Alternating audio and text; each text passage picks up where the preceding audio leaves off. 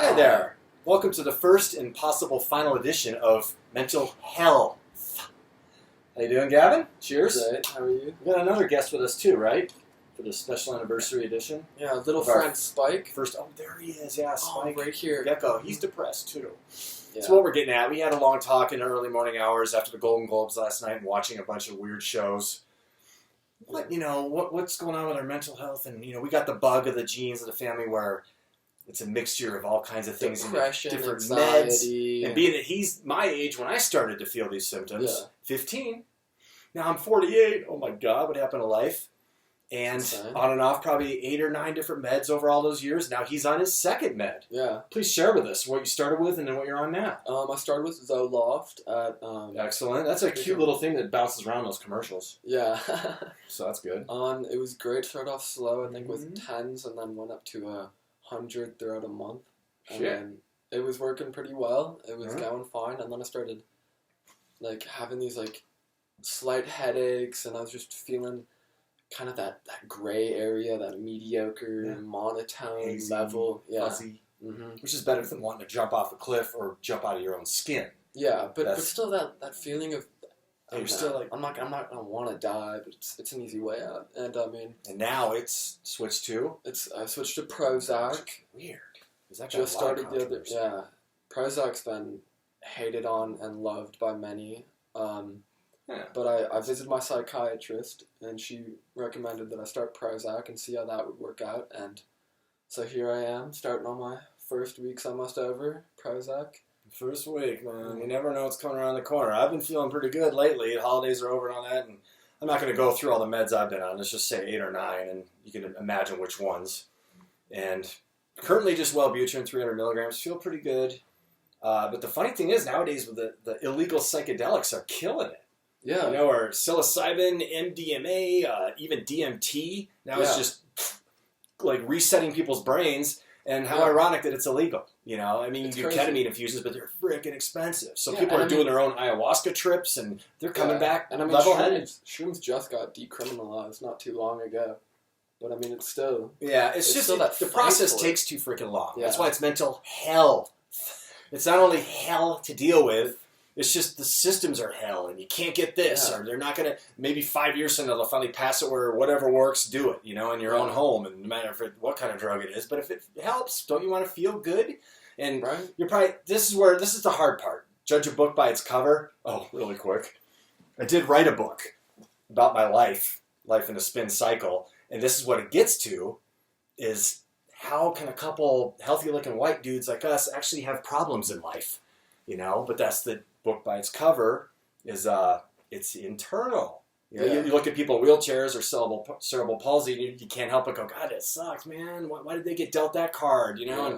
But we got the mental card, so we look all healthy. And depression isn't like what you see in some of these movies where you're all curled up in a corner and crying and you can't function. And it's functional depression. We're not idiots. We still work, have good work ethic, but we go to school every day. We get the days done, but it's like lethargia. When you eat a food coma. It's almost like that, like depression. I think mine's called dysthymia, which is like a chronic low-grade depression. Let's just go dark. What are you doing to us? So, let me take a drink here. Don't you wish you knew what was in these? It's copper. But, and it's like you're flat on some meds, and then sometimes you want to jump out your skin, then you got to add another med in there. Yeah, but besides going on too much on meds, just the whole brain chemistry in and of itself. It's insane. It's so complex. And you don't want to do things you enjoy. Like, even skiing has turned into more of a chore over the years. Like, I got to get ready. I got to drive up there and think about my life on the way. People are like, shut up, think positive. But when I do have a clear day, and I don't feel mentally lethargic, God, life is easy. You morons out there, the majority of you don't know how easy you have it, where even if you're going through a crisis in life, when you're mentally stable and at least happy mentally, you can get through anything. I can go shovel pig shit all day and be like, this isn't bad, because you're already kind of perky. Most brains of the world are perkier, I guess. Yeah, and meditation is a great thing for so many people. Yeah, I hate meditation. Yeah, and it's hard too, because I can't do yoga either. Fuck that. Yeah, can't be. We're active types. Yeah, I can't sit still and quiet my mind. We can't work customer service. Yeah, I can't. Bartending, cash registering and retail, we freak out. It's anxiety. Wait, what happened? You just put me in the background. Yeah. Get me out of this shit. You see, we look all perky now. Yeah. Because we're having fun making a video and we're talking to other mental cases out there that might see this. What do we do? You know, it's like 48 since I was his age, 15. And believe me, I'm over 6'2". He's pushing 6'3", this bastard. But what do we do? You know, so many meds have not worked. Now the psychedelic illegal stuff's working, but there's barriers. Yeah. And you still don't know. Everyone's a little different. Yeah, and everybody's got their own mindset and how they're feeling about stuff. And yeah, I was showing him Sid Barrett, you know, the guy from Pink Floyd that just lost it. He was, you know, that's the other thing with us. We're brilliant, usually creatively or outside the box thinkers. But how do you make a career in that? Only what, 5%, maybe 10% make it in that profession of arts entertainment? Comedians that are for surely all mental. I don't think there's one comedian that doesn't have some mental disorder because they're brilliant realists. Tell it how it is, and that's why we laugh at them. That's so true. Like George Carlin, if there was a God, it's George Carlin because he told it how it was. But so what do we do with our lives that's going to work? Yeah, how do we make it through the day and day? You know, I got every skill there is for Hollywood: drumming, writing. I've done comedy. I've written a book, and you know, I've hosted radio shows, TV shows. But until you get an agent or a lucky break, you know, you got to still work a job. And for us, that's like kryptonite is to Superman. No, yeah. It takes away our powers of like just wanting to be wild us. You know, like Hunter S. Thompson meets Robin Williams. I call it Robin Williams syndrome. ADD with neurosis, which means you're overthinking and worrying about everyone and everything around you because you're empathetic, because we have big hearts and loud farts. And but then your Robin Williams syndrome is you're thinking about movie ideas and song ideas in your head on top of that. That's why it's hard to work jobs. That's why most delinquents like us work UPS and warehouse jobs that suck because you don't have to use your brain. Because your brain's already working.